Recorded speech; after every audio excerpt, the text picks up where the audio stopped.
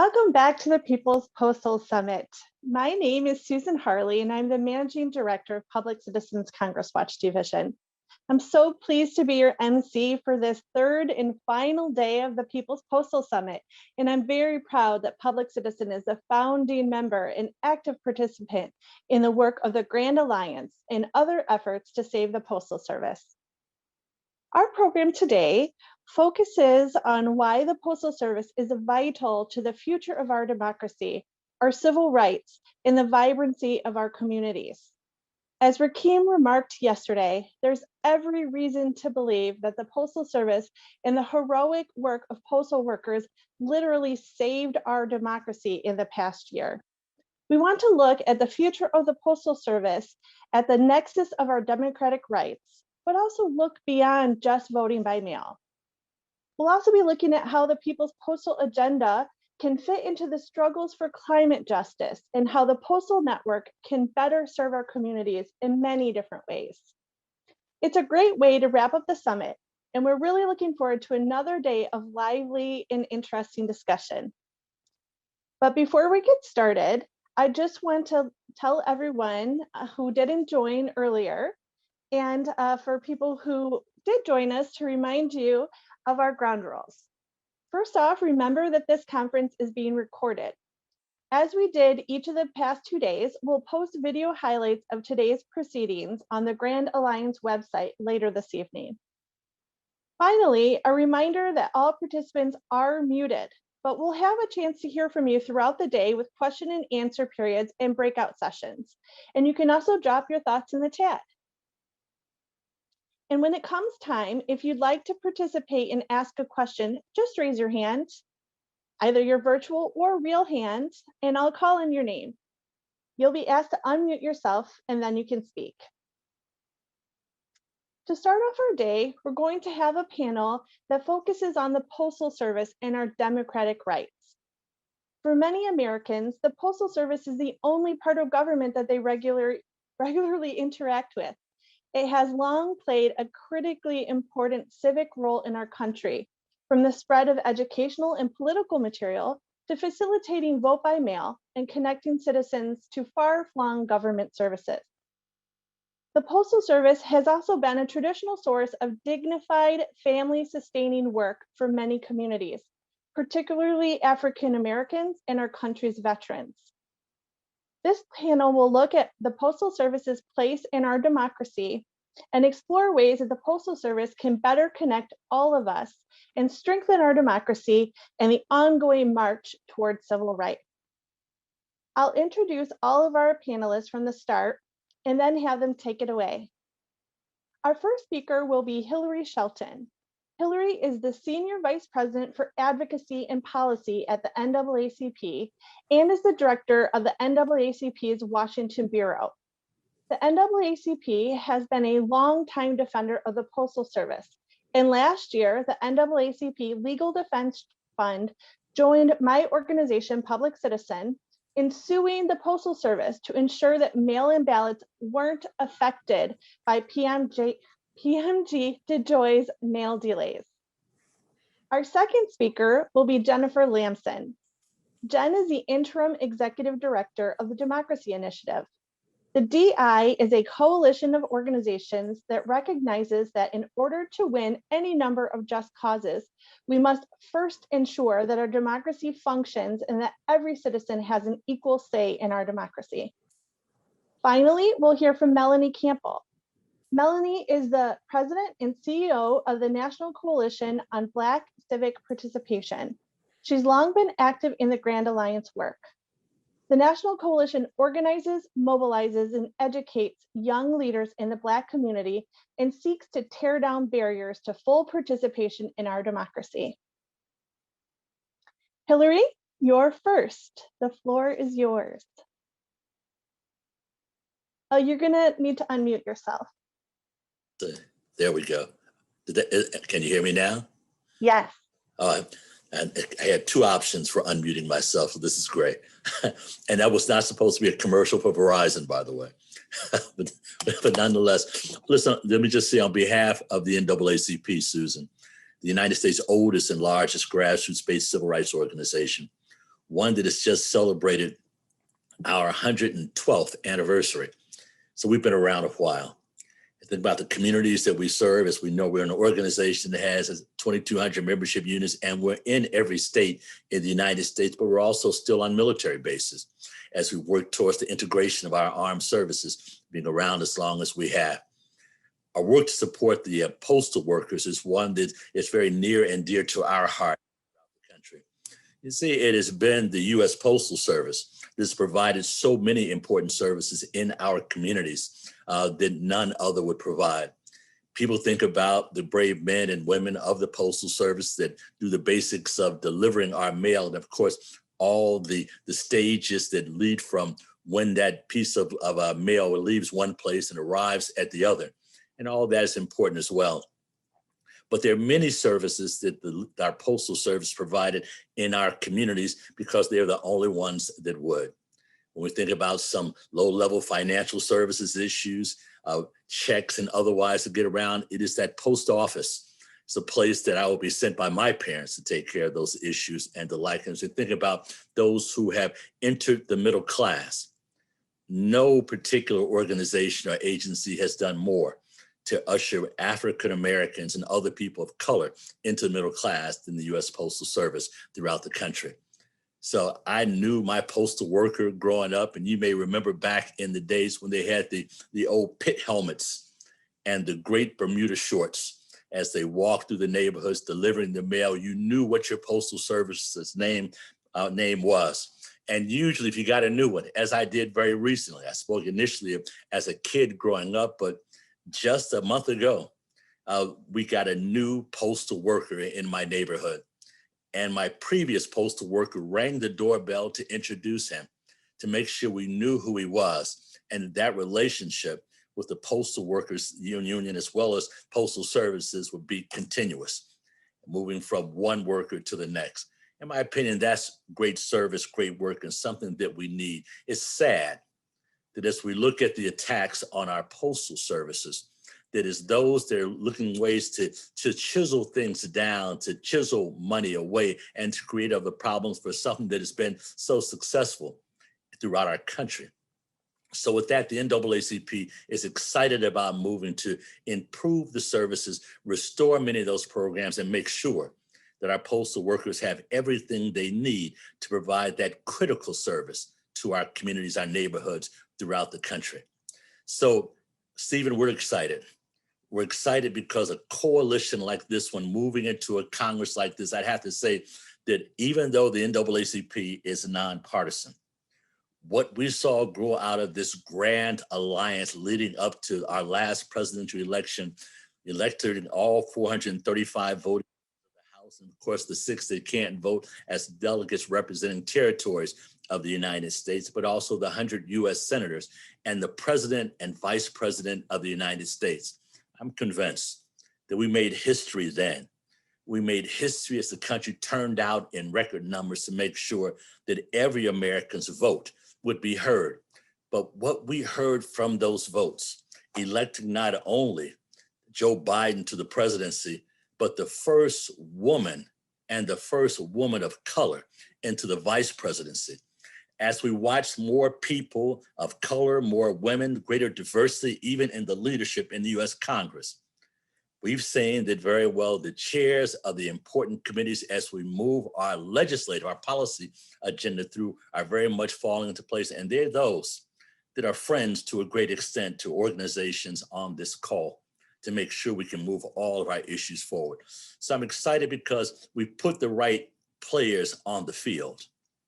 We have the right strategy to make sure that we can move this forward and prevent the hemorrhaging and the attacks on our postal service. We also know we're putting the right people in the Department of Labor because we want to make sure that the protection of those that come to work for us as laborers in our country are very well protected as well. So we're excited about how things move along those lines. So it's great to sit here on today. And let's take a victory run for just a second. A victory run to celebrate what we've been able to do, but more importantly, as we're thinking about what we just did, the plans and the vision to be able to move it forward, to make sure that our postal services are strong, our communities have what they need. And we're not just here to preserve the service and the program, but to grow it, to expand it, to make sure it meets the real needs of our communities in real terms in this 21st century. So the NAACP, 500,000 card-carrying members, 2,200 membership units. We have units on college campuses throughout the country, are all in alignment and all excited about working with this grand alliance. So Susan, thank you very much. Looking forward to working. Thank you so much, Hilary. Very much appreciate that. Next up, we'll pass the floor to Jen Lamson from the DI. Go ahead, Jen. Thank you. Thank you very much. I am really very honored to be here today to be part of this conversation about charting the future for our beloved Postal Service. Thank you to President Dimmenstein and all the team at the American Postal Workers Union for your steadfast leadership, your solidarity and partnership, and your faith in collective action. And I'm especially honored to be sitting at the virtual table today with such esteemed and accomplished and wise civil rights leaders as Hilary, Shelton, and Melanie Campbell. I'm here today representing the Democracy Initiative. We are a social justice coalition of 75 organizations with a collective 45 million members. Our partners fight for workers, for civil rights, for social justice, and for the environment. And they are united in their commitment to realizing the promise of American democracy where all people have an equal seat at the governing table. Democracy Initiative partners are also united in acknowledging the fundamental truth that collective organizing and action is the only way, it's the only path to realizing the promise of our democracy. Democracy Initiative partners are also united in a deep understanding that the post office is a central pillar of our democracy. And if one is looking to cultivate unity in America, one should look to the post office.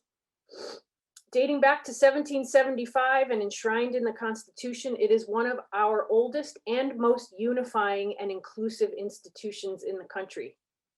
The post office facilitates the free flow of information, correspondence, goods, and services to every American, regardless of geographic location.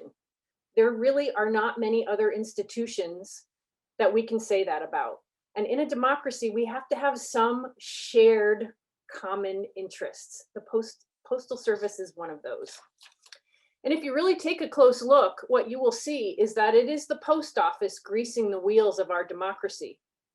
It provides critical infrastructure for our democracy. Vote by mail, yes, but beyond vote by mail, critical civic information and tools for participation, including where to vote in person, where you can vote, where and when you can vote early, information about candidates, information about ballot questions, information about the census, and of course, ballots. Long before the pandemic hit, postal workers and the Democracy Initiative saw the importance of vote by mail as a key reform for expanding access to voting. We really were following our partners, the postal workers, in advocating for vote by mail. For the past 3 years, DI has collaborated closely with the postal workers to promote vote by mail to our social justice partners while working hard to align the broader democracy reform movement around it. By November of 2019, pre-pandemic, the Democracy Initiative partners adopted an organizing plan for 2020 that was centered on expansion of vote by mail. When the pandemic hit, threatening our health, our economy, and the crucial 2020 election, as well as the Postal Service, our partners were ready and they showed up, activating a collective 1 million members to advocate for relief funding for the post office and against the Trump administration's attempted sabotage. Linking arms with our brothers and sisters in the postal workers unions, Democracy Initiative partners like Clean Water Action, Common Cause, the Franciscan Action Network, Friends of the Earth, Greenpeace, League of Women Voters, Move On, Sierra Club, and of course the NAACP and the National Coalition on Black Civic Participation took up this collective fight, sending action alerts, tweeting up a storm, speaking out in the media, all to say, really, showing their love for this institution and a finely honed understanding of its central role in democracy. And all I can say is thank God and thank all of you, because nearly half of all voters in the historic 2020 election voted by mail. That's a lot of civic participation in the hands of our postal workers, 135 million ballots. A lot of hard work also went into advocating for and winning new vote by mail expansions across the country last year. In 2020, 45 states gave all voters the chance to vote by mail. 4 new states and the District of Columbia mailed ballots to all voters. 8 new states mailed ballot applications to all voters, and 10 new states allowed no excuse absentee voting. We thought we were locking arms in solidarity to save the post office in 2020, but what we actually saved was our democracy. Or maybe we just bought it some time. We are now in the midst of a major backlash by those who would rather change the rules for voting than figure out how to win fair and square. Since the election, 43 states have already proposed more than 250 bills to restrict or limit voting access this year, intentionally aiming to drown out the voices of voters, particularly Black and Brown voters who voted in record numbers this past election cycle.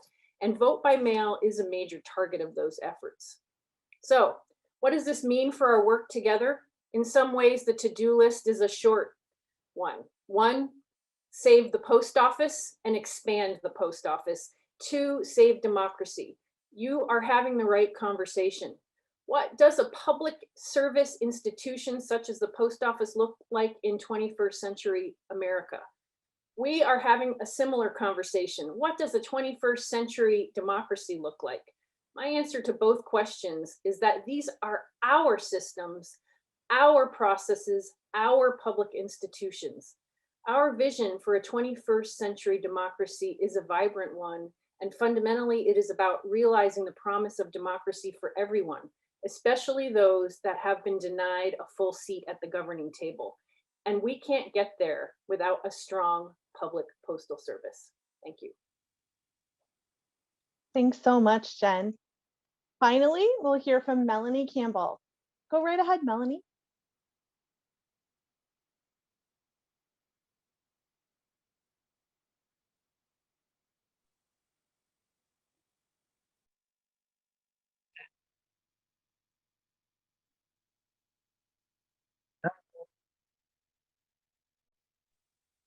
You're good to go? Yep.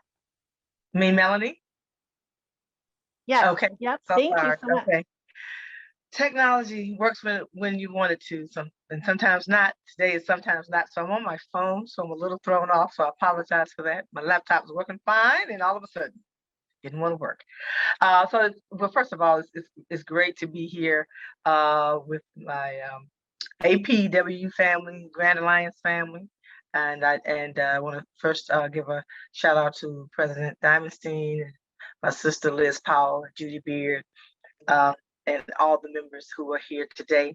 My fellow panelists, my brother Hilary and Jennifer. It's great to be here with you all today. So I'm going to ditto all that my fellow panelists have said, and just talk a little bit about how, I grew up in a small town. Some people may see it as a big town, Mims, Florida, where now my late mother, who's been gone for 5 years now, and till she was 87 years young, would be able to drive to the post office, right? She was able to drive herself there. It was a gathering place for ease of service. So I have a special thought about the Postal Service because it makes me think about my mom, Janet Campbell. But the Postal Service has played a vital role in providing generations of Black people with secure middle-class employment that has allowed us to build generational wealth and retire with livable pensions. The union protections offered to Postal Service employees have given Black workers a place to avoid some of the discrimination that exists in some of the broader employment world. 68% of Black women are the sole breadwinners of our households. The union protections that Black women have in the Postal Service allow us to avoid some of the racial and gender discrimination that Black women experience in other employment sectors, and offer them more opportunities for promotions and regular pay increases, the ability to provide a middle-class lifestyle for our families, and help put their children through college. For Black people in rural and remote communities, the U.S. Postal Service is not a public service, it's a lifeline. Because the Postal Service is legally required to deliver all mail to all postal addresses in all regions at a flat rate, no matter how far that mail has to go and has to travel, the Postal Service is accessible and affordable. And it's our national treasure. It's the American people's Postal Service. And we have to fight to keep it that way. This especially is important for rural residents who live and sometimes live in poverty, and for people with disabilities who can't afford the cost of a private business to deliver their daily necessities. And in this time of a pandemic, global pandemic, COVID-19, when people are hurting economically, unemployed, underemployed, and may have illnesses that they're battling with, we need the U.S. Postal Service to deliver prescriptions, paychecks, packages from distant loved ones, and learning materials to students with poor or no internet access.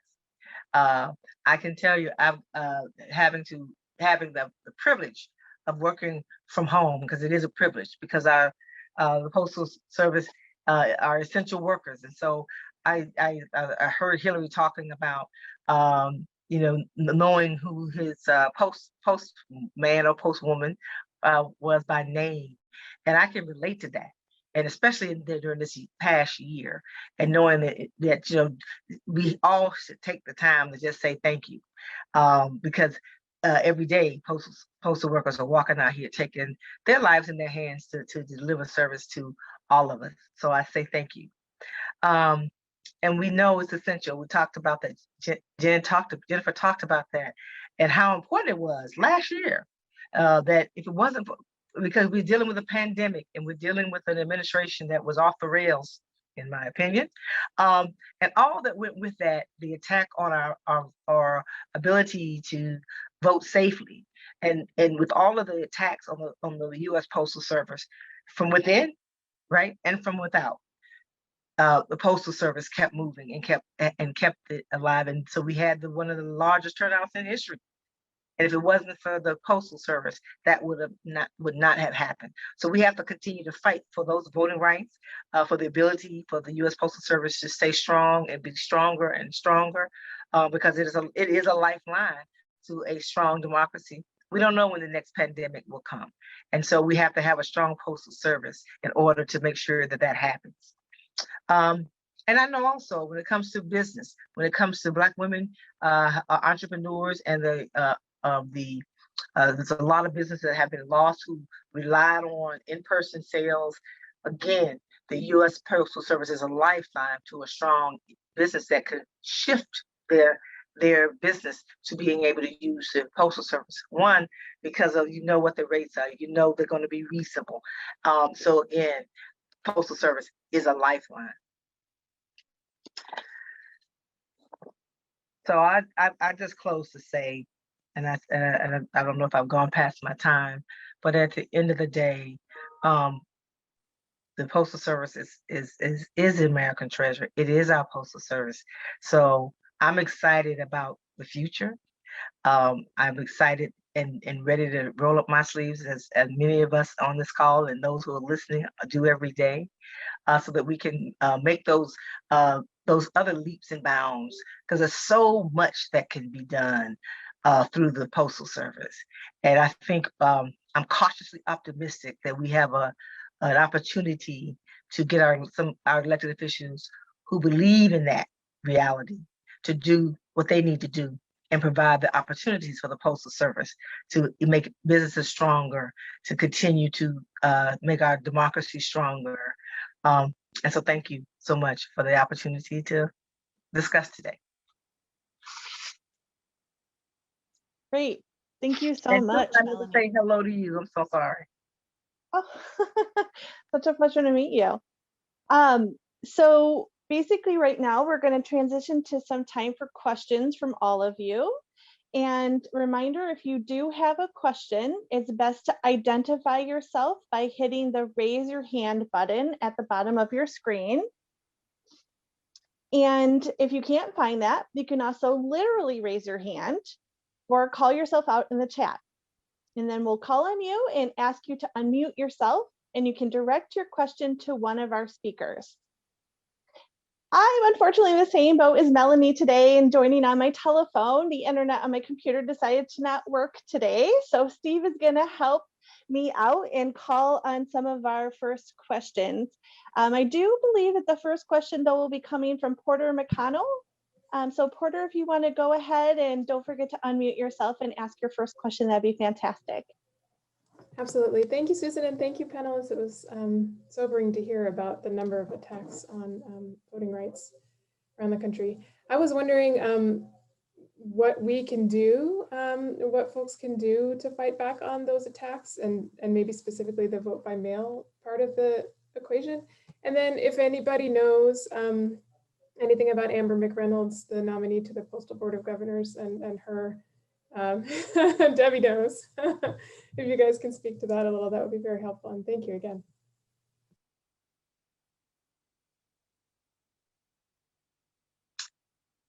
I'll start. The one thing for sure, you talked about the attacks right now, as was stated, there are 43 states. So wherever you are, we have to push to get federal legislation passed, right? Now that's Hilary's lane, so I'm not going to speak deeply about it.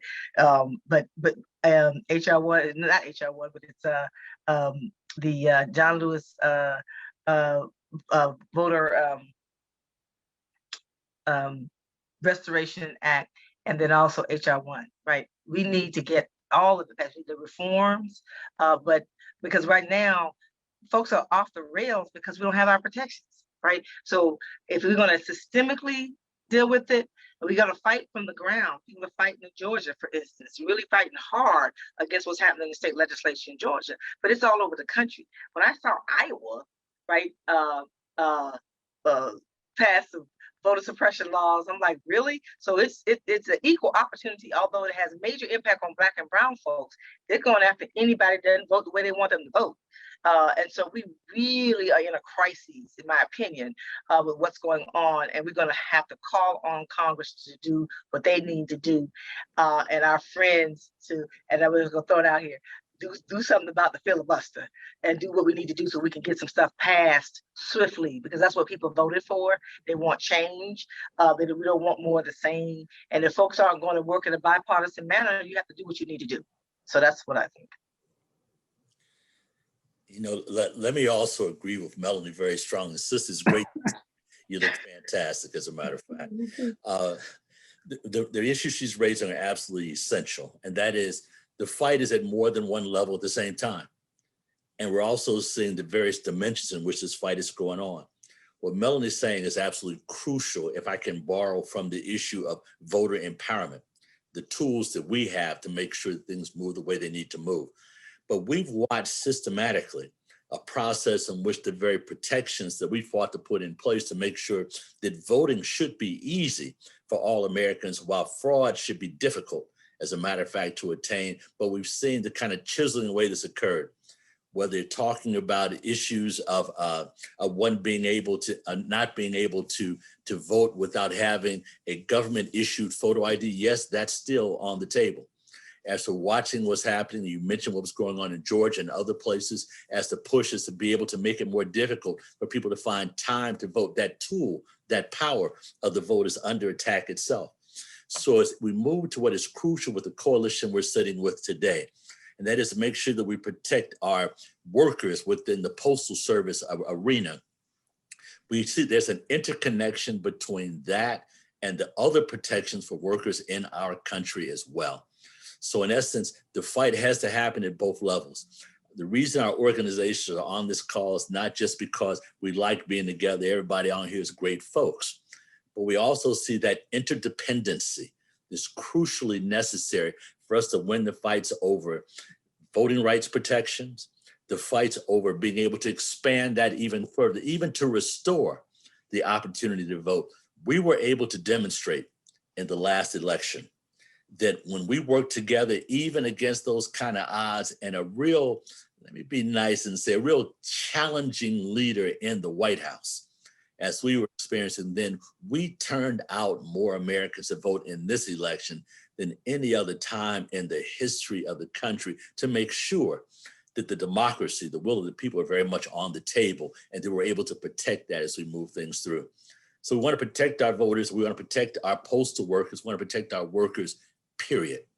And the reason I put that in those terms is because there is a public relations initiative that's underway now that our organizations have to continue to shine the bright spotlight on.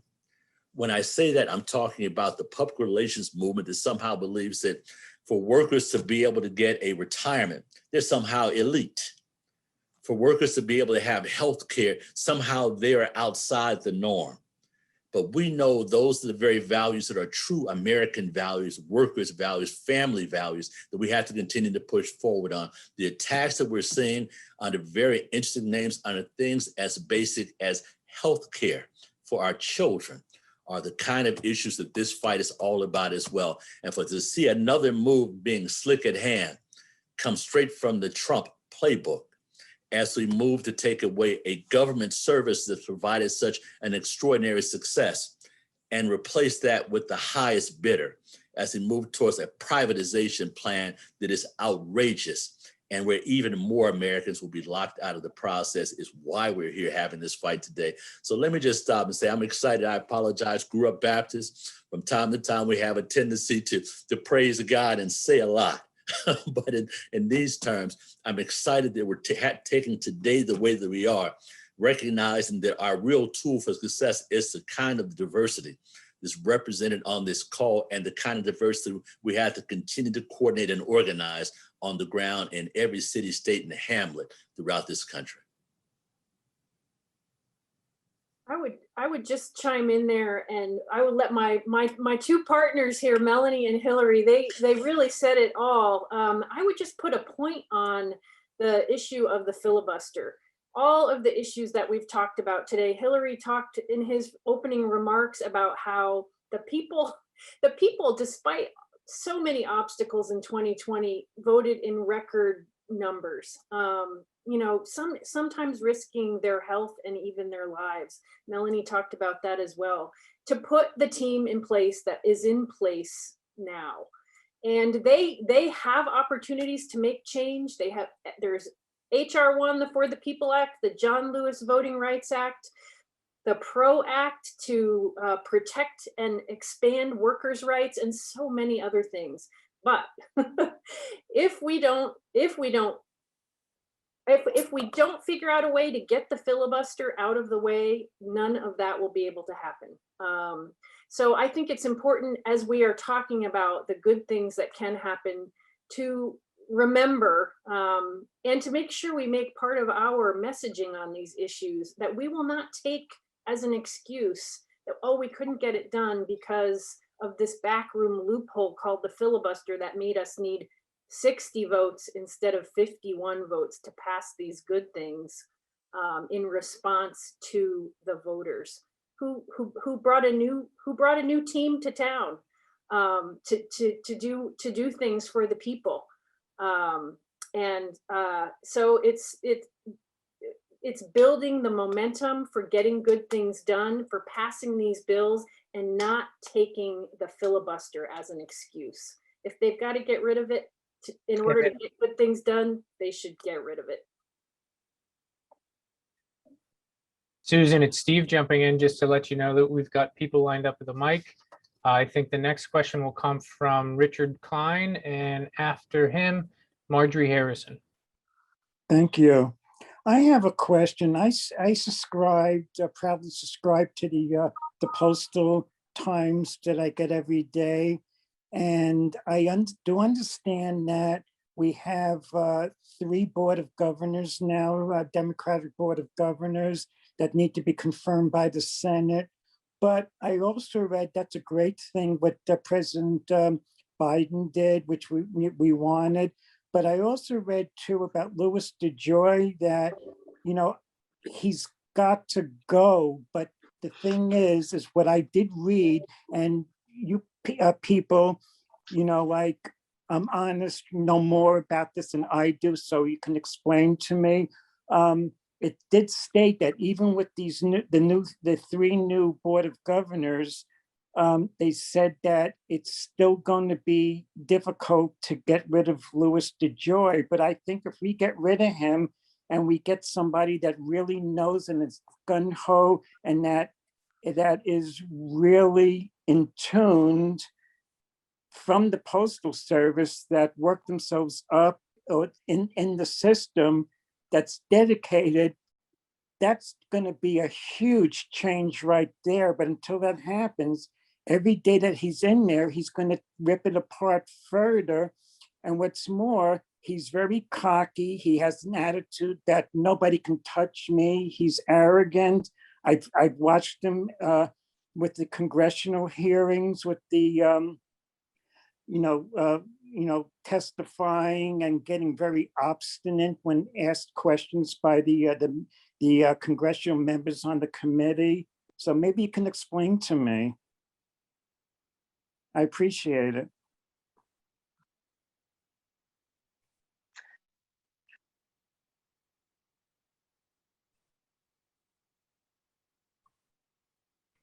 Thanks, Susan, gonna answer. I was just going to say, panelists, do you guys want to jump in there?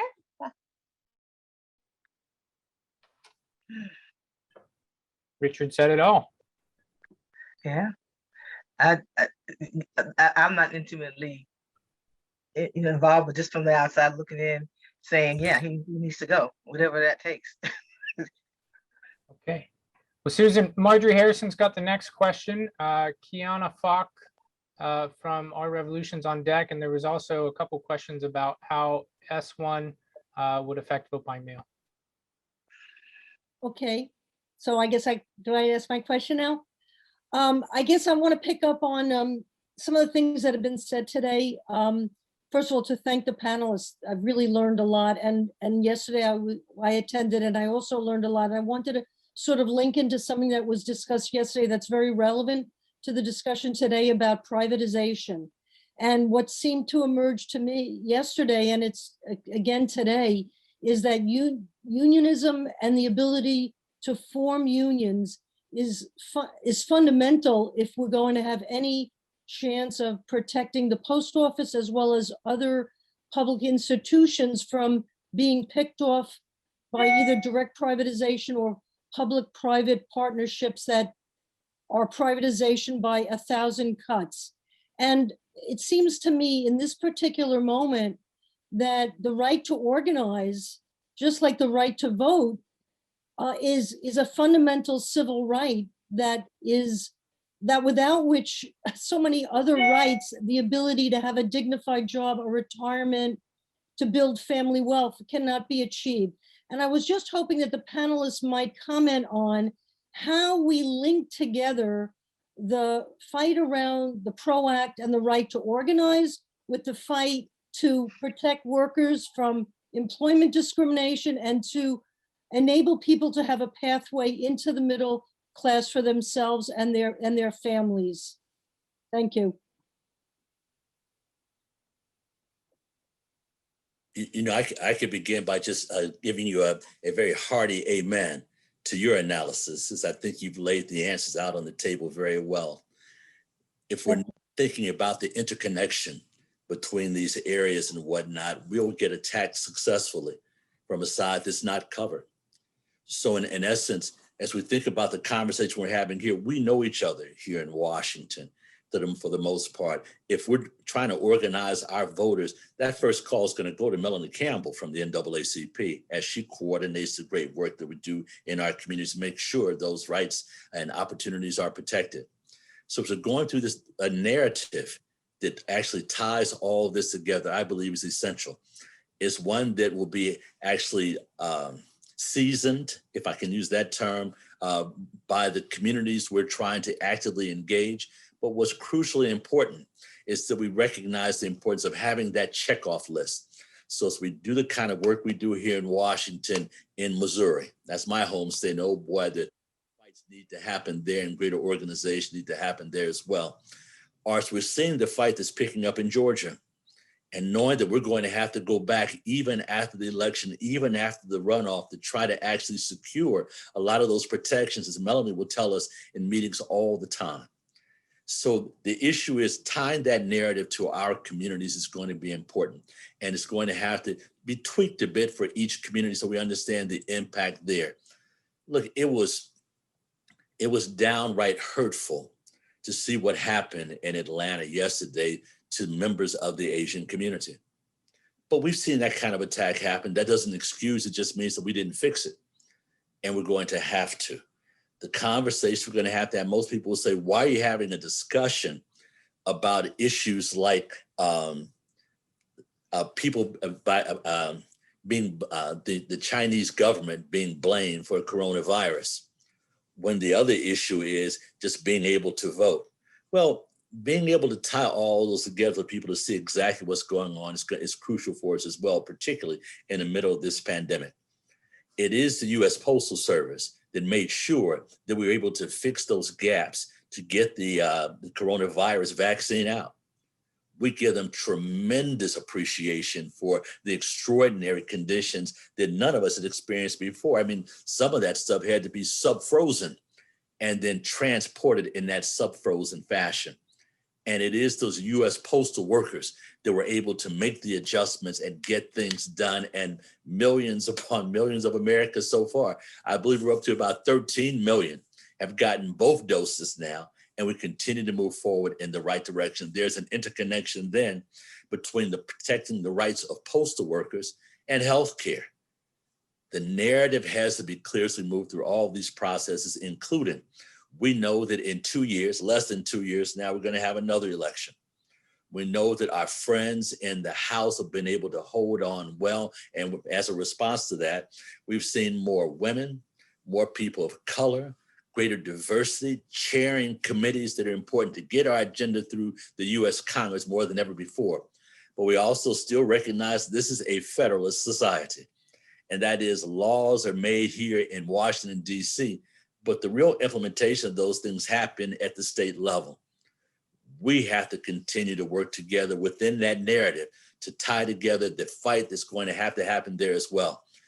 And under normal circumstances, my guess is Melanie will be racking up a tremendous number of frequent flyer miles going back and forth to help make sure our folks are getting out and taking care of business on the ground in the voting process. Well, these are extraordinary circumstances now. So that narrative is going to have to include new ways to utilize technology. I did not even know what the hell Zoom was 2 years ago, but who doesn't know what Zoom is today? So let me stop there and say, I'm excited about the work that we do together. There's nothing better and more effective than the kind of coalition that we know we're going to need to actually realize the changes necessary in our country. That's great. If the other panelists don't want to weigh in, we'll go to our next question from Kiana. Hi, thank you.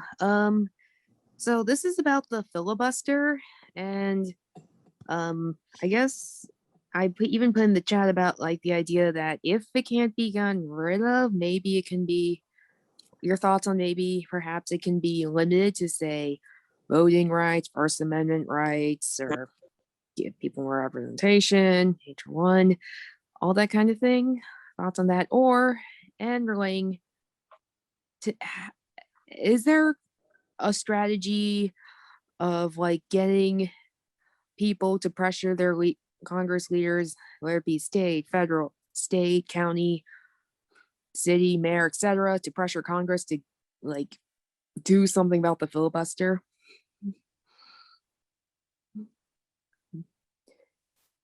I can plant a little seed, but that's all I want to do this. I apologize. Just you guys are giving me too many questions that are exciting for us to talk about. We've had major discussions within the civil rights community about the filibuster. Many of you have heard the term nuclear option that became a key component of our fights along those lines that led to what we have now. Mitch McConnell pulled the trigger and just blew everything up. It's the real issue now is who's in charge. So whoever's leading when the filibuster situation as it is now will have all kind of advantages. The upside is that we've got friends in the White House, we've got friends in leadership in the House and friends in leadership in the Senate. And the Senate, of course, being most important as we think about the filibuster rule. So all that being said, I agree with the way that President Biden is framing it right now. When he says, and someone that has spent 30 years in the Senate and seen leadership go from Democrats to Republicans and then back again, when he says we really need to sit down and make sure that we analyze all the ways it works. Right now, we can do a number with the filibuster that would strongly benefit what we need to do. As a matter of fact, that's kind of how it happened last time. It's also how we ended up with some very good judges on the bench that were not blocked in the US Senate, as we've seen happen more recently. So all that being said, we do need to have that debate and discussion about how it works, but we also have to think about it in terms of how it would work for us now, which could be quite beneficial. But leaving the rules in place along those lines, if you see a transition, keep in mind, the US Senate, it's literally a one vote margin, how that will work under other circumstances, but it needs to happen. We need to renovate, and I'll use that term seriously, renovate the filibuster rule.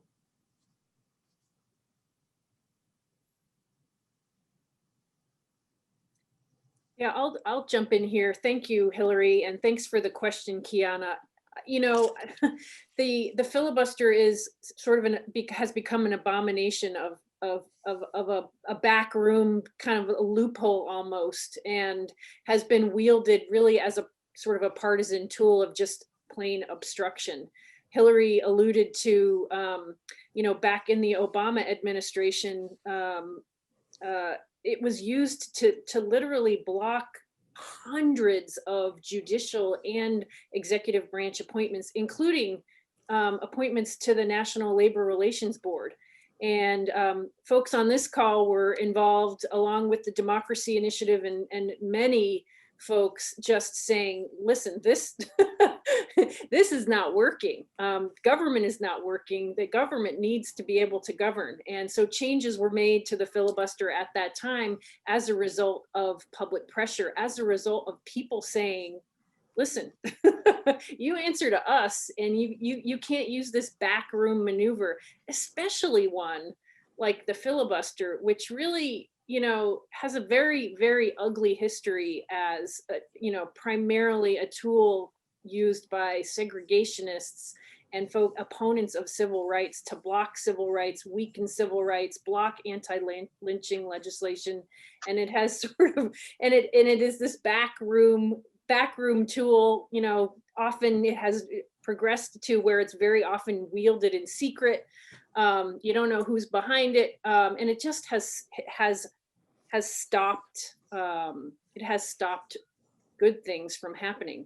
We can't afford that anymore. You know, we talked about the 250 anti-voting bills that are sort of on the march across the land. If we don't take action with the 2022 elections looming, we're going to have a very hard time competing, getting people to vote. People are trying to, you know, the forces against democracy are on the march, and democracy is democracy is under assault. The filibuster, you know, our view is that the best way to galvanize change within the Senate rules is to put as much pressure as we can on them to produce results, to use the governing mandate that they got in 2020 from voters who braved all kinds of odds to get out there and vote. And, you know, yesterday, Senate Majority Leader Schumer talking about the For the People Act, he said failure is not an option. That is absolutely true. It is not an option. The only other thing, Susan, I just want to just hone in a little more about the fact that there is a history to the filibuster. And history is a great teacher if we decide to learn from the history. And so something that was done to block civil rights should make all of us question, why is it still there? If we can get down to the fundamentals of things and know that why it was done, and then what's happening now, the last 10 years plus, this Congress has been unable to move because folks won't work in a bipartisan fashion. And it's not partisan to say who's been the blocker. It's not. And so at the end of the day, it's like, who didn't allow bills to go on the floor for a vote? So that's the, and I hope y'all might not invite me back, and I love you anyway if you don't. But we have to be real and be able to talk to each other and be real. Like, I don't care who you vote for. You shouldn't care who I vote for. We've gotten to such in our corners that we can't just be real. Sometimes the Democrats don't do everything right, and doggone it, sometimes Republicans don't do things right. And if they're not doing things to your own best interest, you have to change who that is. And if we don't do that in this country, we're going to keep having what happened in Atlanta. They can say what they want to. That boy went in there and shot up some people because he didn't like who they were. I grew up in a place that was full of, I grew up in Florida. People say it's not the South. Yes, it is if you where I'm from. And even in 2016, I saw racism that I hadn't seen in my lifetime rear its ugly head in 2016. Right? When people riding through Black neighborhoods with Confederate flags, who never have done that, to intimidate people. And then you have people who did what they did on January 6th. What more do we need to know that we've got to make change?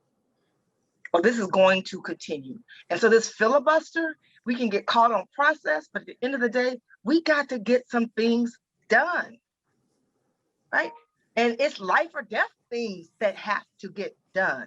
The fact that the American Rescue Plan, that I know I'll bank my little nonprofit paycheck, that what's in that bill affected every low-wage worker, every middle-class worker, and somebody in your family or my family is able to pay their rent or pay their mortgage or buy their groceries. But yet you had a vote that was broken down by party. And so I say to folks, get to the people, and you got to tell, if you voted for the Republicans, get them online. If you voted for the Democrats, some of our friends act like they're not our friends. We have got to put the pressure on these elected officials because they work for us. And they need to stop working against us. And we have to be able to have honest conversation without it feeling like I'm attacking you personally, because it's not. I know that I do this because I want to see change. Yes, I have a vested interest in being a Black woman in America with all of the things that we have had to endure. But I fight so that everybody has a shot. And when they're attacking this vote right now, as an example, right, or if they're not going to push to make sure that people can organize, that's you and me. That's your brother, my sister, no matter what color you are. And I know for Black women and Black people, that's how we made it to the middle class, with jobs like at the U.S. Postal Service. So that's, and I say, y'all might not invite me back.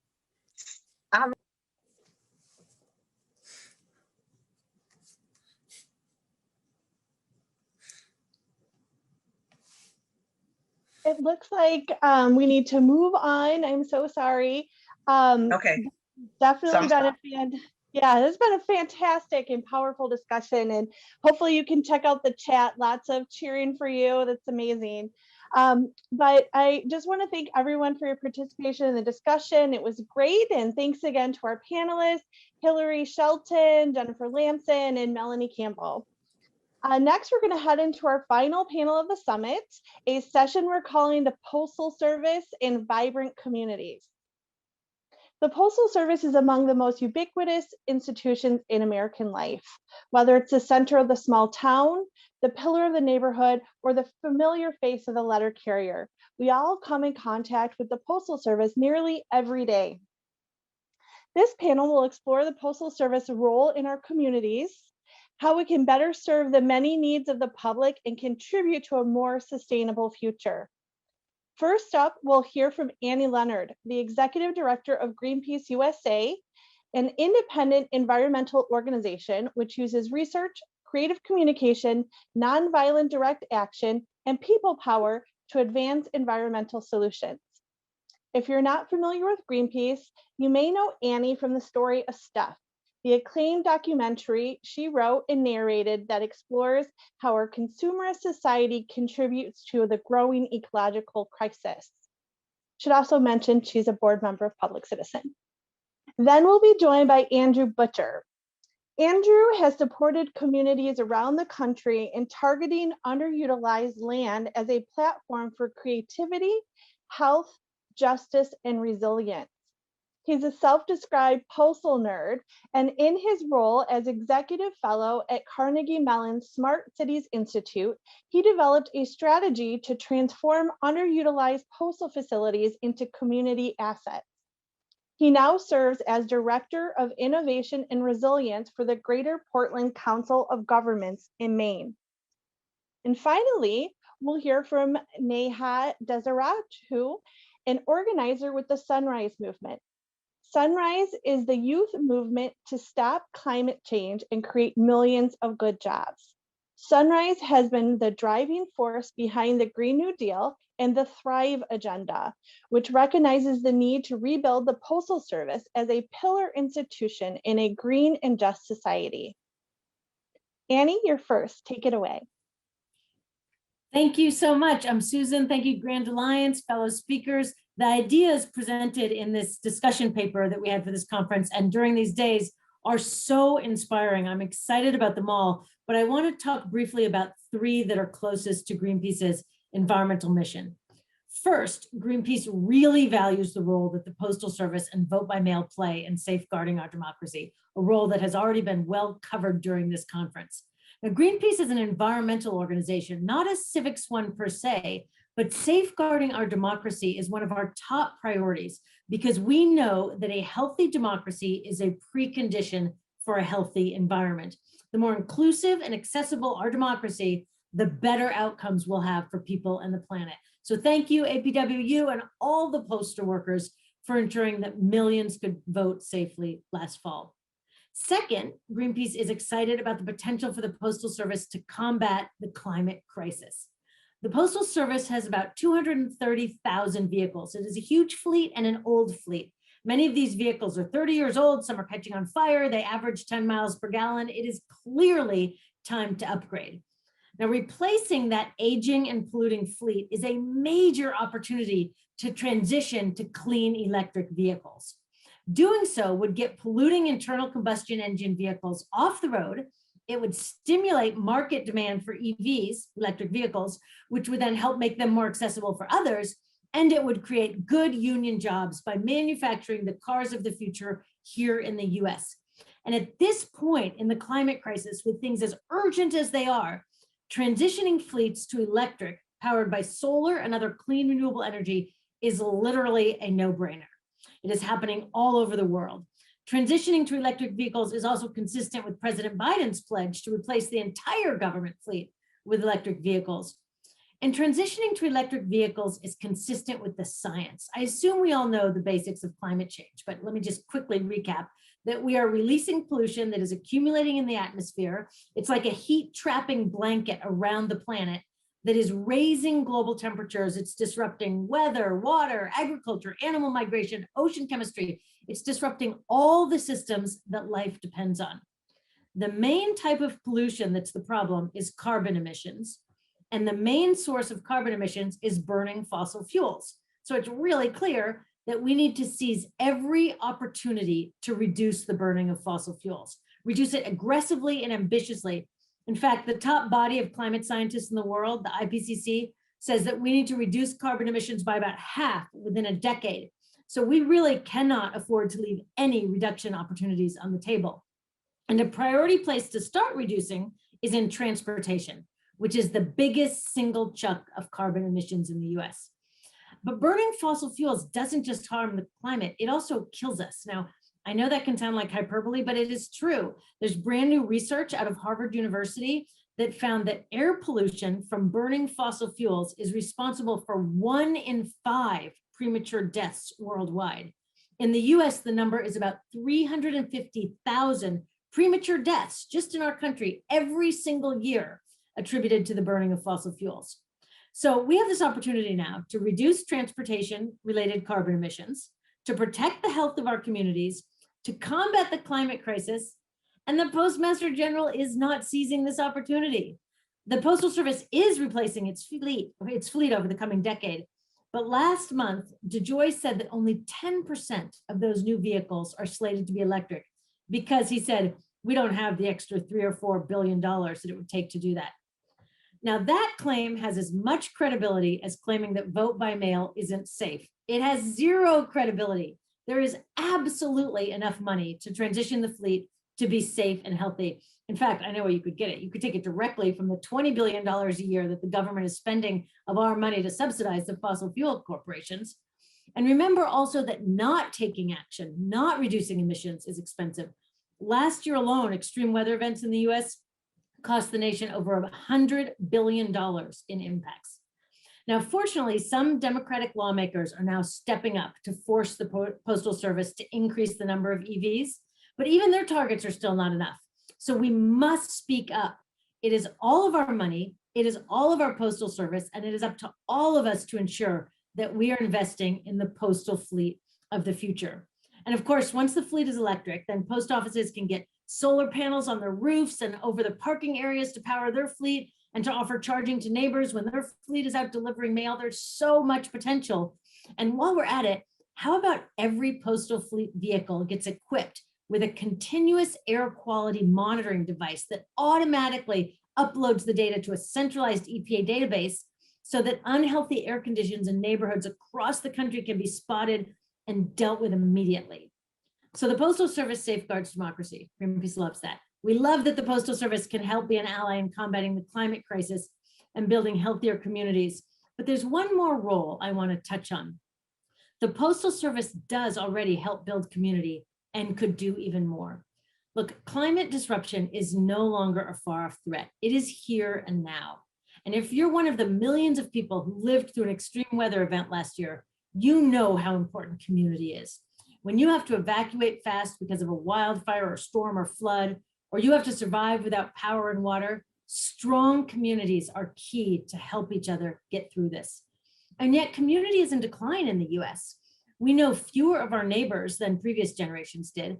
1/3 of Americans have never interacted with their next door neighbors. We're spending more time alone, working, watching screens, and less time in community and civic activities. And that's a problem for social fabric, for security, and for community resilience, all things that we really need in this time of increasing climate disruption. So how about using the post office lobbies for community events and meetings, used book swaps, exercise classes, evening card games, help doing taxes, training in everything from beekeeping to community organizing to emergency response. While so much of our public space has been neglected or enclosed or privatized, we have 31,000 spaces that are empty every evening. Just think of what we could do with that. So I love the idea of community events and post offices, because the more we know each other, the more resilient and more powerful our communities will be.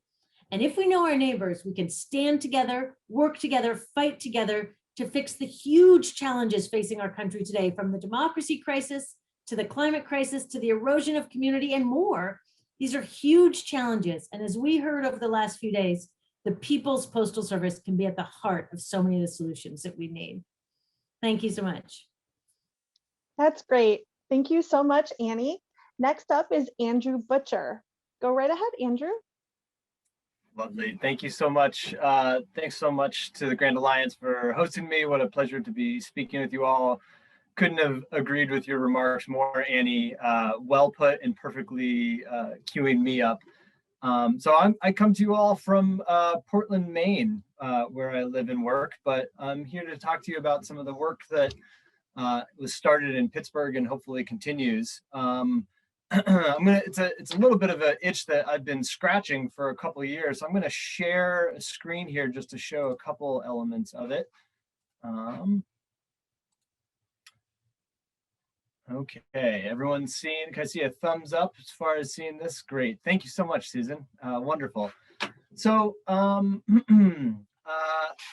am pretty fascinated about the role of underutilized real estate and how it affects communities. I'm fortunate to have spent about 10 years or so in Pittsburgh looking at a significant amount of underutilized vacant land in the city and how it affects communities. This is a vacant lot in Pittsburgh that I and community members helped plant with sunflowers as a way to remediate contaminated soil, produce a biofuel feedstock, and serve as a platform for education, training, and employment opportunities.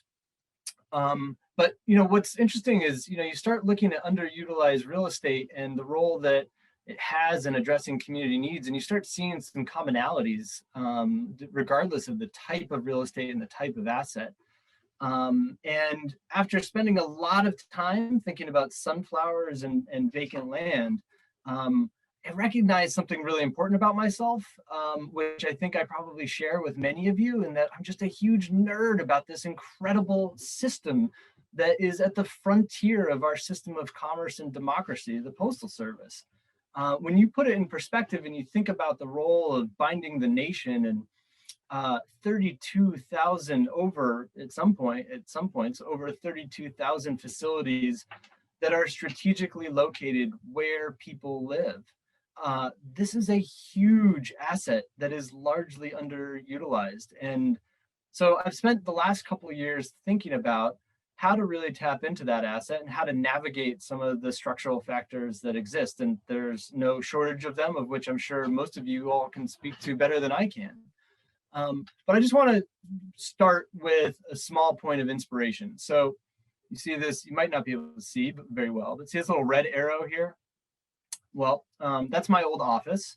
My old office used to look right down the street here at this 5 acres of parking lot and rooftop of the Broad Street Vehicle Maintenance Facility. That's at the intersection, the literal intersection of the city of Pittsburgh's economic transformation. Below the circle is the fastest growing real estate market in the state of Pennsylvania. It's the home of Carnegie Mellon, University of Pittsburgh, Google's 2nd largest campus in the country. And just north of the circle is the community of Larmer. And you may see a lot of green space there because over 80% of that community is vacant and blighted. And so here we have an incredible community asset at the literal intersection of a community transformation. And so it's here that it piqued my interest of, well, what can we do in a place like that? How can we utilize best practices in asset-based community development to think about the use of this space to address the needs of multiple communities? And so, this gets us thinking a little bit more about the nature of some of the problem, right? I mean, and by all means, I don't have to say it to this group, but just to go really quickly, the postal industry is, as we all know, it's changed quite a bit. It's continuing to change. Technology is a huge factor. As that change is accelerating, the facilities for which the mail goes through also are under increasing strain, resulting not the least of which is through policy over the years that increasingly makes it more difficult to utilize the facilities. And so the result here is ultimately, right, communities bear the cost. And what I mean by that is, a conservative estimate of over 1,600 suspended or discontinued facilities around the country. And again, I think this is a conservative estimate. These are the facilities that are in that are on the termination list. And I certainly understand that there are needs for efficiency and that the industry needs to evolve and to change. My point is, these are assets. These are assets that we need to be thinking about, and we need to be thinking about as far as how we grow the pie. So I bring a pretty different perspective to this conversation because I just want to, again, zoom out to some high levels, right? 32,000 facilities. 23,000 of those facilities are privately owned and leased to the US Postal Service. So 23,000 private owners, well, it's not actually 23,000 private owners, but a smaller collection of owners pay an annual rent of $1 billion. The US Postal Service pays an annual rent of over $1 billion a year for that real estate. And so my proposition for this conversation is that place matters. Postal facilities are strategically located where people live, and there's an opportunity here to think about how to utilize those assets more strategically and more intentionally. So I just want to pose this question to the group, and welcome discussion as we shift to the panel discussion. What's the single most important factor in the future of the Postal Service? My proposition is that people use the service, and so how do we get them to use the services of the future, as Annie was talking about? Well, we make the physical world matters. We make those physical resources as relevant as possible by the place. And so now we're into some fundamentals of community development. Now we're thinking about, all right, where is there a need? Where are those locations that are underutilized by type of facility? Once we understand the need of a particular place, and we can do that, we can look at where there's internet service, where there are families in need, unemployment, education rates. We can understand the places of need and then look at the facilities by type. Where are the privately owned facilities that are multi-lease and that are currently underutilized? And then what are the partnerships that we can layer to utilize those spaces? Maybe they are hubs for community connectivity. Maybe they are hubs for community health services, distributed energy generation and storage. And so my proposition for us to consider is that a key to this, a key to figuring out the future and to saving the Postal Service is to think about added value. And there are currently a lot of constraints to adding that value. The sanctity of the mail is a real thing, and I've come to appreciate that supremely. The work that is done to make sure that the system is effective is no small matter. We can't get in that way. And so we have to be thoughtful around the locations that allow us to navigate around those constraints. But once we do that, then we have an actual opportunity to broaden the tent. And so my call to action for this group is to think about, how do we broaden the tent? Privately owned postal facilities are owned by postal lessors. Postal lessors are not typically a network that are thought of engaged in activism, but they have aligned interest. The more the services that the Postal Service employs for community benefit, the more likely those real estate investments have a sustainable source of revenue. And the more sustainable source of revenue, the more services that the Postal Service at large can help support, the more stable and the more opportunity there is for growth and addressing some of the macroeconomic and environmental challenges that Annie spoke to. So I'm pretty sure that my time is limited today and that I'm close to wrapping up. I'm really looking forward to a Q&A conversation. And I definitely welcome thoughts around how to think about the postal facilities as an aggregator of complementary services to address community need. Thanks very much. I look forward to continuing the conversation. Great, thank you so much, Andrew. Finally, we'll hear from Naya Desaraju from the Sunrise Movement. Hi, everyone. It is so great to see you all. Hi, I'm Neha. I use she, her pronouns, and I am from Sunrise Movement. I am the Decentralized Communications Coordinator, which is just a big name for saying that I'm on the communications trainer, which is a national organization for climate justice led by young people. I'm a high school senior in Dallas, Texas, and I've been organizing with the climate movement for some time now. I want to thank you all for having me today, especially the folks who are organizing a Grand Alliance for the Postal Union and for the Postal Service. So this is really exciting. Our primary focus for the Sunrise Movement is the Green New Deal, which is a legislative framework and climate report introduced in Congress by Representative Alexandria Ocasio-Cortez and Senator Ed Markey in 2019, with huge support from Sunrise Movement, modeled after Franklin D. Roosevelt's New Deal. The theory is that there's this myth long perpetuated by oil and gas since around the 70s that in order to take climate action, you have to forego economic activity. And this is just not true. The Green New Deal proposes bold climate action that the science requires, with an emphasis on investing first in communities most affected by the climate crisis, such as disabled people, low-income communities, and communities of color, while creating millions of good jobs, well-paying union jobs in the process. And I want to talk a little bit today about the connections, historical and present day, between climate economic movements and the US Postal Service, which is why the USPS is vital to climate justice and a democracy, particularly in an era of the Green New Deal. But first, I'll take you to my grandparents' home in India, where I've been a few times in my life when we get the chance to travel in the rainy summer months. There's this big mango tree outside that house that has existed for at least a couple of generations now, so it's older than I am. And my grandmother makes this really delicious mango pickle out of it. It's a staple in our dishes. It's super spicy, but it tastes great with everything. And she makes it by hand. She makes other spices too, from vegetables and fruits that are locally sourced directly from the area, from the farmer's market. And my uncle lives also a few cities away in India, has a cashew farm, and he produces the best tasting cashews you've literally ever tasted. Ethnic food is really crucial to my family. My parents are immigrants, and our food is sometimes the only connection my sisters and I have to our culture back home. And it's a way to connect with friends and family, and I know this is the same for their immigrant families. And when I would go to India, my grandmother would take me to this little shop down the street where they seal the bags with and cashew.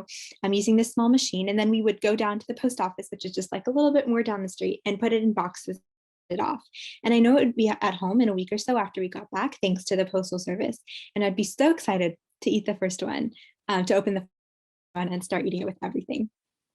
And it's this level of connectedness that facilitates these experiences with my family, my immigrant family. To be able to experience such good food from back home so often wouldn't be possible without the Postal Service. So to be able to support local businesses halfway around the world, again, wouldn't be possible without the Postal Service. And to support locally sourced, relatively healthy, organic, well-processed food using good environmental and sustainable practices would once again not have been possible otherwise. And this is just one example of how the Postal Service as an institution has been a key pillar to at least my experience growing up in an immigrant family. And I want to talk a little bit more about that last point, essentially the social value of the USPS as a necessary pillar of the Green New Deal and other policy proposals for bold climate action. President Biden was just elected through the hard work of tireless organizers. He wasn't everything that we wanted him to be in climate that we know. But with the climate mandate and Biden's climate cabinet, we are now sitting at the cusp of an era that has the vast potential for the most bold climate and economic action in favor of the people this country has ever seen. Unprecedented, just as Franklin D. Roosevelt's had been during the New Deal era, if our representatives in Congress and the officials in the White House can see it. There's an off-cited study by the Urban Institute, and it reports that there are some key areas that the USPS derives its value to society from. One is, of course, its role in reaching low-income immigrant and rural communities, once again, an important part of any climate action this country should take. In fact, that study called the USPS the baseline. Other package delivery companies should reach these communities. Another is that it fosters a well-informed public, which, as we know, is crucial to a democracy. And we've talked a little bit about that before in this session. This is one of the foundations of the Green New Deal. And it's the idea that our government should serve our people first and foremost, not special interests. And in order to see any real mass change for the climate justice movement, we require a well-connected citizenry. And I am firm in my belief that the USPS still holds an important role in this goal. And the other important area that I'm going to talk about, although the report describes a lot more, is that that there's an often overlooked importance of the Postal Service. And it is the fact that it is very literally a lifeline in the wake of natural disasters, which I believe Annie talked about a little bit earlier as well. In the wake of Hurricane Katrina and Hurricane Harvey in Houston, which affected my family in Houston, the USPS was able to reconnect displaced people, distribute relief funds and packages, and deliver medicine. They did the same and are still doing the same in the wake of Winter Storm Uri in Texas, which severely impacted my community in Dallas. Friends here were able to get help quickly from elsewhere. Many people sent money, food, clothes, etc. And during this pandemic, the Postal Service is doing the important job of connecting friends and family, as well as delivering PPE, masks, and getting help to the people who need it.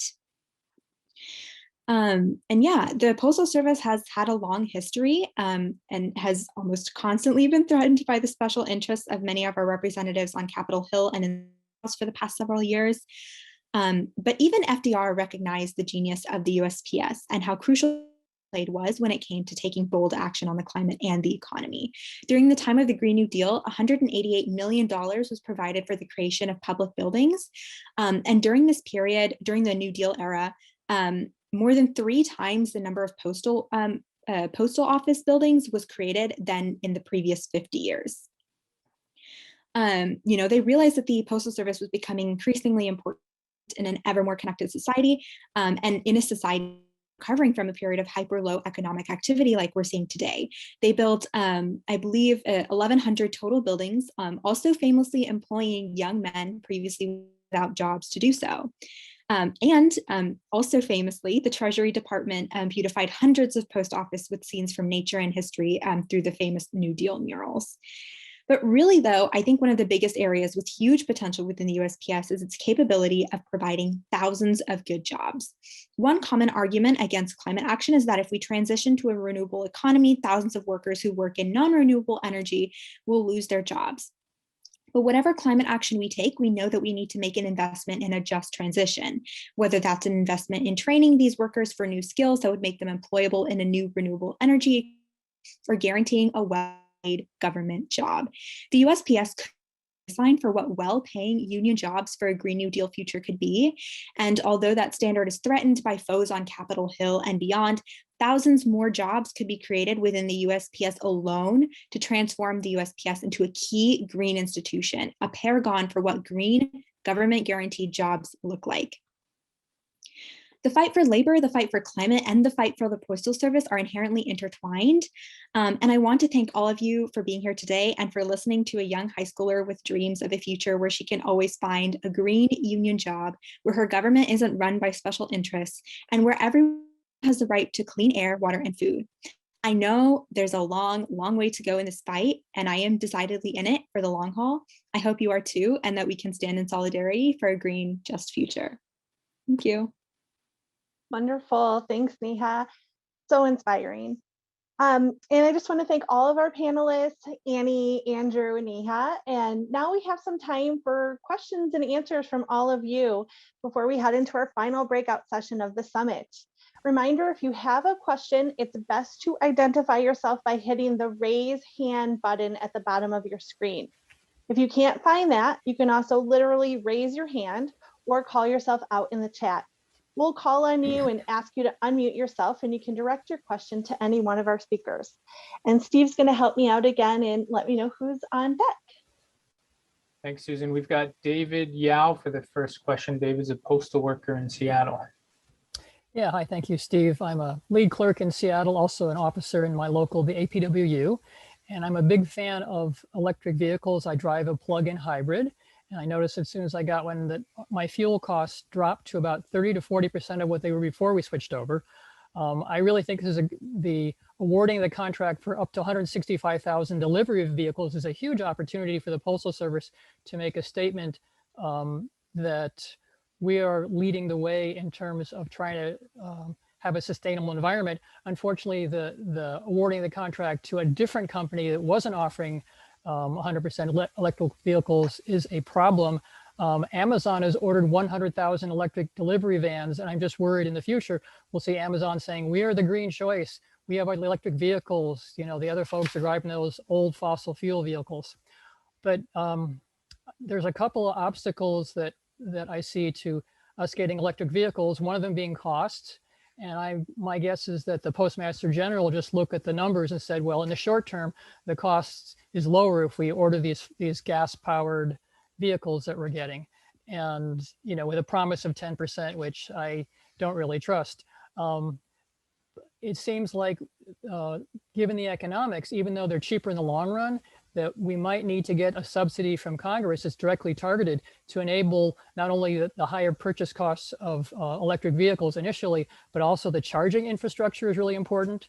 And that's a whole engineering thing to have added right there. So that's one of the obstacles. And the other, of course, is DeJoy and having the political will to do something that's not, he's not looking at the social value of driving clean vehicles. He's just looking, I'm sure, as a business guy at what's the bottom line, how much does it cost, the heck of the environment. So just wonder if the panelists would weigh in on what are the paths we have potentially to follow to try and get the Postal Service to substantially adopt electric vehicles in this delivery contract.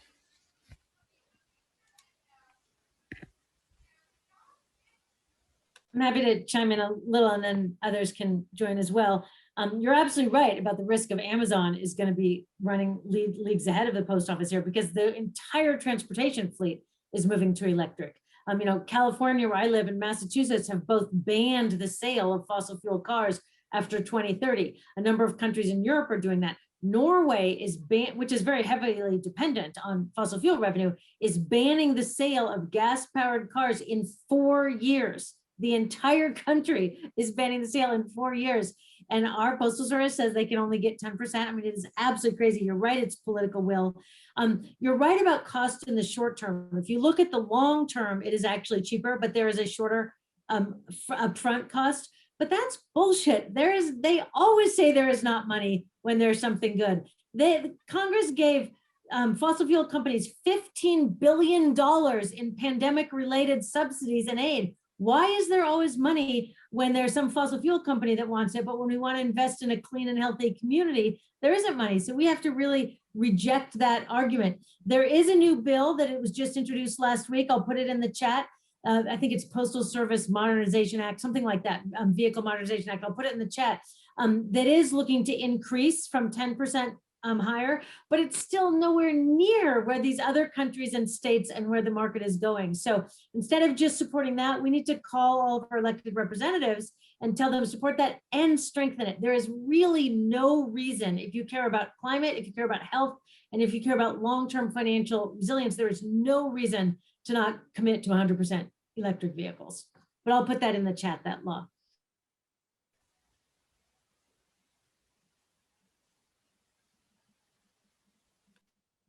Anyone else want to jump in there, or should we move to our next question? I'll jump into the next question with this. I mean, it cues into the question of governmental procurement is not a sexy or fun-moving thing, and chances are this is chances are the contract and the approach was developed a long time ago. And I think that you're absolutely right, Annie, in that there's got to be the political will. But we also, I think this is a great opportunity, especially through this type of coalition, to make an appeal to automotive workers. I mean, the reality of it is that this country is well positioned to be able to be a worldwide leader in EV vehicle and charging infrastructure development.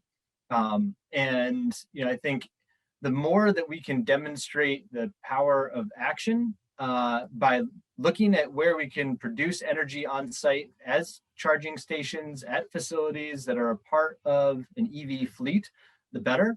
And I agree with you, there's a short-term cost for that kind of upgrade, but the policy has not been, I can't imagine that the postal procurement has been able to really look into the future and make decisions. And so I feel like that's where the will of this coalition is so significant in being able to put pressure both on lawmakers and on building out a broader array of diverse partnerships.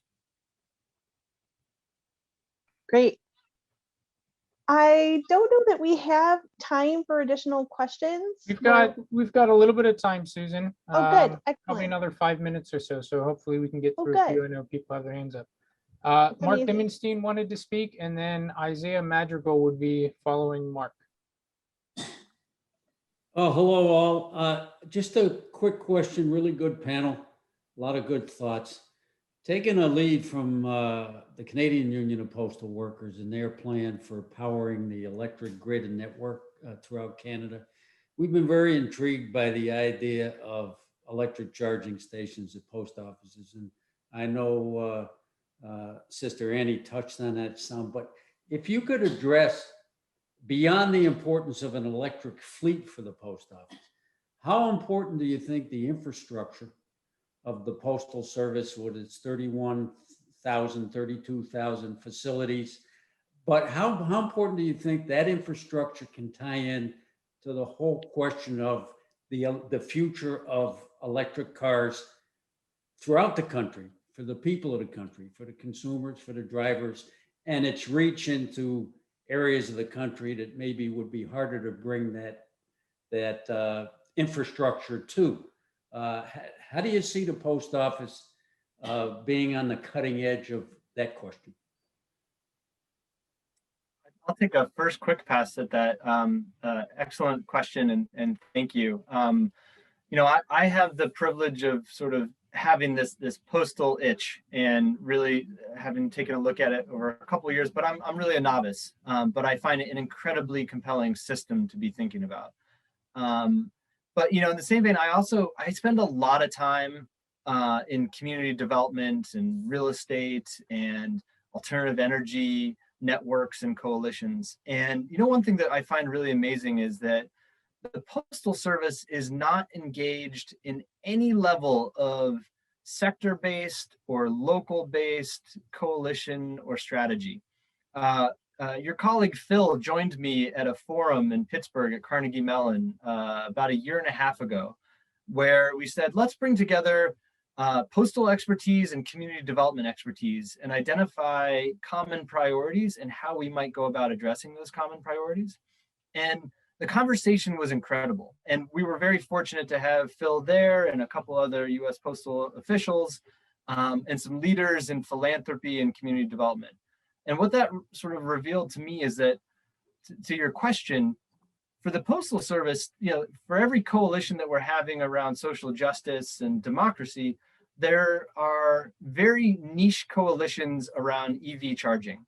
And for the Postal Service to show up at a Clean Communities Coalition meeting, which is a Department of Energy nationwide network of coalitions advocating for clean fuels, for the Postal Service to show up and ask the question, you've already mapped out where the best possible optimal places for EV charging infrastructure is. Here's a map of our facilities, our vehicle maintenance facilities, and how can we fit into this? How do we get our facilities on the map as a destination for EV charging? And how do we leverage any of the other existing resources that we have?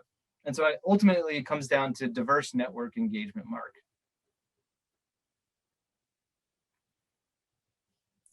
I'll add also that I live in Berkeley, California, and when I walk my dog, every third house has an electric car, but they also have a driveway. And if you don't have a driveway, it's really hard to charge your electric car. And so if the Postal Service would switch to 100% electric vehicles and put in those charging stations, first of all, it's going to make electric vehicles more accessible to people because it'll stimulate demand and shift the market so that they're more available. But also people who don't have driveways, people who live in apartments, they can then have a place where they can charge during the day. And the other really huge benefit is the job creation. The fossil fuel industry has shed over 100,000 jobs over that last year. And there is no plan for a just transition for those folks. And if we're going to meet the scientific targets, we need to shed a lot more fossil fuels. So think of the job creation potential and how that would help mitigate against some of the labor opposition to climate solutions if they had good union equivalent jobs in their own communities putting in this charging infrastructure. So across the board, it would just be an absolute win-win-win on every level. Yeah, and I just want to talk a little bit about the jobs as well.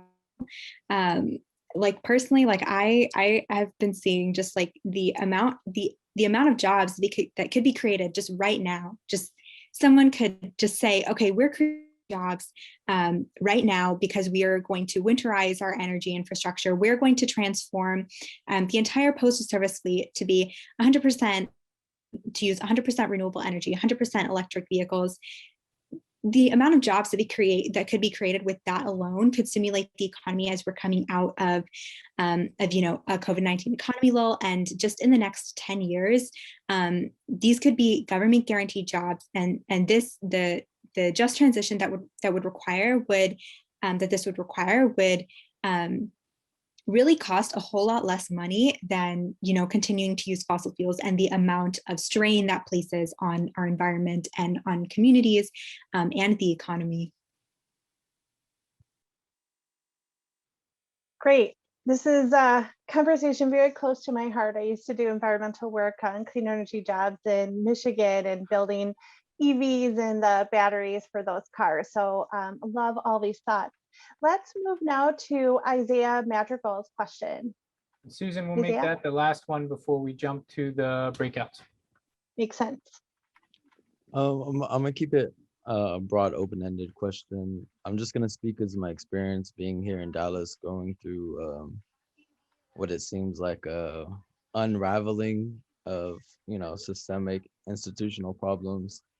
And I work at the Dallas NDC here in off 30 in Hampton, and my grandmother has worked for the post office for 20 years, and she spent her whole life trying to earn a house, earn cars to be able to drive to the places she needs to go.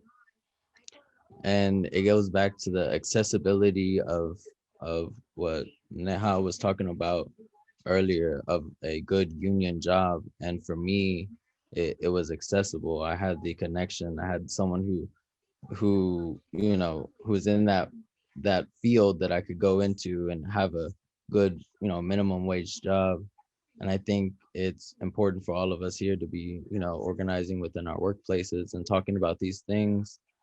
I also want to touch on the whole the joy thing. I think it's important that we touch base on that, what it is. I think it's important we look at the work hour day. I think those places could be network distribution centers. I think they could be run 24 hours. I think we could lower, historically we've done it from 12 to 10 to 8. I think we could go down to 6 or 4 hours. Now with COVID being rampant as it is, we don't have the amount of trace detections we have. If we separated the shifts, we paid good union wages. We hired more maintenance people because we already need them for our machines that have been damaging packages. We're understaffed. We're running really, really hard sometimes at night, overlooking our breaks, and we do it because we believe in this service.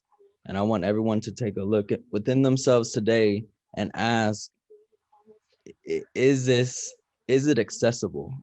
Is it really accessible to everyone? If it's not, we need to make it. Democracy means nothing if everyone can't participate. Thank you. Yeah, That's thank great. you so much. Oh, sorry, were you going to say something, Susan? Oh, go ahead. No, I was just, feel free. Okay, yeah, I was going to say thank you so much for sharing that, Isaiah, and I completely agree with you. The fact is that I truly believe that the Postal Service has a huge potential to become really the gold standard for what accessible union jobs should be, especially as we ensure a just transition. And I know that Sunrise has been fighting for a $15 minimum wage and really guaranteeing a good union job for everyone.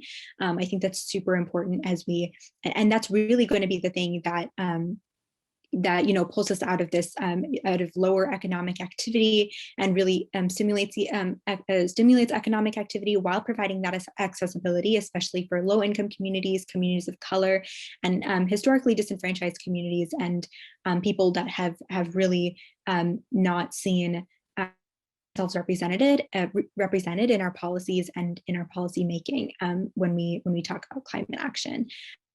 So thank you so much for sharing once again.